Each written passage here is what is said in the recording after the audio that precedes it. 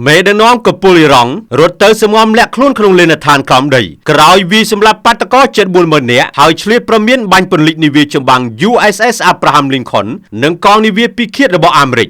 យោងតាមការចុះផ្សាយរបស់សារព័ត៌មាន Iran International ដឹងថាពេលនេះមេដឹកនាំកំពូលរបស់អ៊ីរ៉ង់លោកអាយ៉ាតូឡាអាលីខាមីនីកំពុងសង្ងំលាក់ខ្លួនក្នុងលេនដ្ឋានក្រោមដីខណៈដែលកងនាវាចម្បាំងដ៏ធំសម្បើមរបស់សហរដ្ឋអាមេរិករួមមាននាវាយក្សផ្ទុកយន្តហោះចម្បាំង USS Abraham Lincoln និងនាវាពិឃាតជាច្រើនគ្រឿងកំពុងធ្វើដំណើរឆ្ពោះទៅកាន់តំបន់មជ្ឈិមបូព៌ាចំណែកឯកូនប្រុសទី2របស់មេដឹកនាំកំពូលរូបនេះជាអ្នកគ្រប់គ្រងការិយាល័យធ្វើការរបស់ឪពុកខ្លួនជាបណ្ដោះអាសន្នប្រភពចេញពីរដ្ឋាភិបាលអ៊ីរ៉ង់បានទម្លាយដឹងថា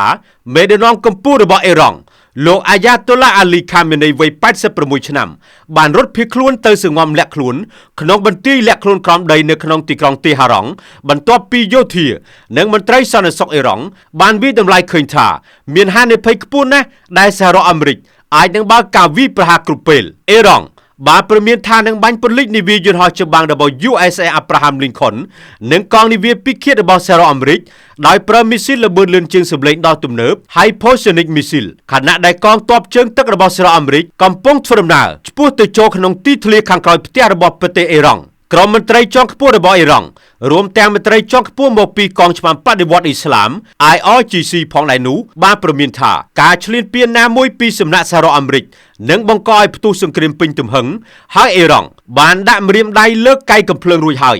ដែលនេះមានន័យថាពួកគេបានត្រៀមខ្លួនរួចហើយគឺចាំតែផ្ទុះអាវុធប៉ុណ្ណោះសូមបញ្ជាក់ថារបាយការណ៍ស៊ើបអង្កេតថ្មីមួយបានបង្ហាញគួរឲ្យតក់ស្លុតថាបាតកោរហូតដល់ទៅជាង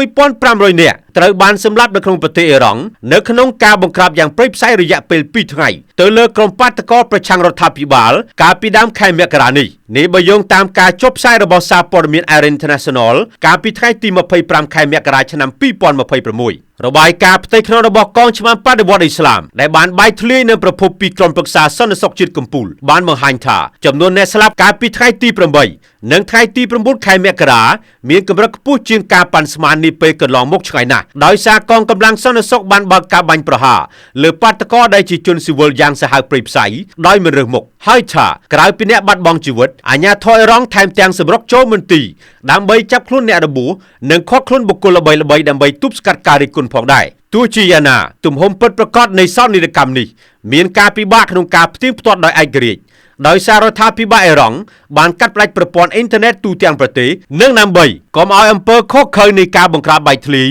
ចេញទៅពិភពខាងក្រៅខ្ញុំតារាពី RTNews TV